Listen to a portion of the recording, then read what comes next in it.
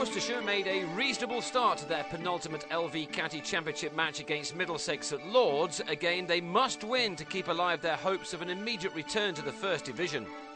They won the toss and batted against a Middlesex attack which was able to include Stephen Finn, not that he was given the new ball, which went instead to Tim Murtagh and Pedro Collins, after Finn and a number of his colleagues only just made the 10:30 start because of the London tube strike. Murtagh had a bit of bad luck early when David Wheeldon edged him to Neil Dexter at slip, but was put down.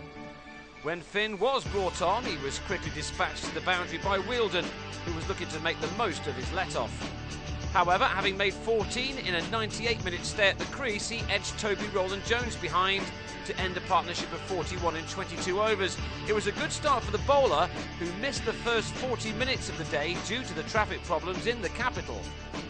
The closest Finn came to claiming a wicket in the morning session was when he pinned Vikram Solanki back and almost bowled him off bat and pad. The former Worcestershire captain was able to survive and help the present incumbent through to lunch with no real worries.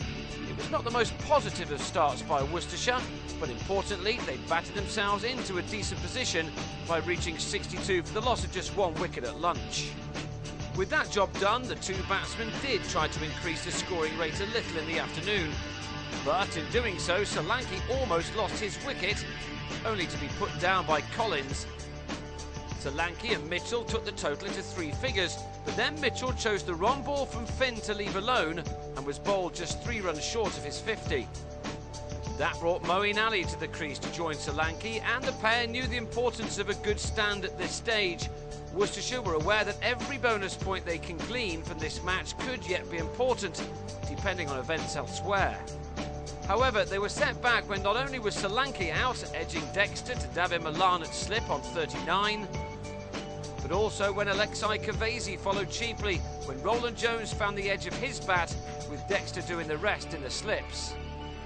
That left Worcestershire on 126 for 4, and that meant that they had to rebuild again, and that job was left to Ali and Shakib Al-Hassan. Ali showed his skills by clipping Dexter into the grandstand for a 6. He was also dropped off his own bowling by Oa Shah, who was playing his final ever match for Middlesex. Ali did enough to reach an entertaining half-century, made off 72 balls in 85 minutes of crease occupation. He and Shakib earned Worcestershire their first point of the match by taking their sight at 200, but the Bangladesh captain was the 5th man out for 28 when he unbelievably hit a Shah full toss straight to Milan. For much of the innings, Worcestershire threatened to develop decent partnerships, only for them to end before they became really meaningful, and the next one was no different after James Cameron joined Ali.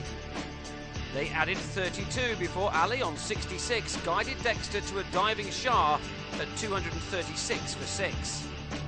12 runs later, Ben Cox cut Dexter to Dan Housego to give the Middlesex skipper his 3rd wicket. The batting side were looking as if they were losing their earlier composure, but somehow they were matched in that by their hosts, who let them off this terrible mix-up. Either one of Cameron or Gareth Andrew could have been run out, but neither were. Cameron survived that, but was out to the 2nd over of the new ball, when Collins had him plumb in front for 28 at 261 for 8. Middlesex would have been pleased with their efforts, but were then held back by Andrew and Jack Shantry, with Andrew taking on the bowling.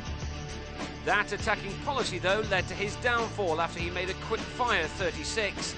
The pair had added 32 in 5 overs, but then Roland-Jones returned and Andrew mispulled him to Murtagh.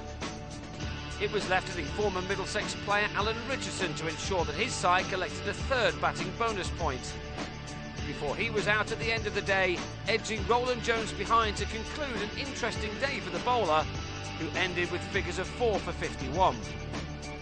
Worcestershire were all out for 313 and had just the solitary over before the close. Finn was given the opportunity to open the innings as night watchman and saw out the 6 deliveries without scoring a run. So only the second day will tell how well Worcestershire have gone here. They'll be well aware that the side they have to catch, Glamorgan, did not have the best of days across the City of London against Surrey, so there's still everything for them to play for as this match develops.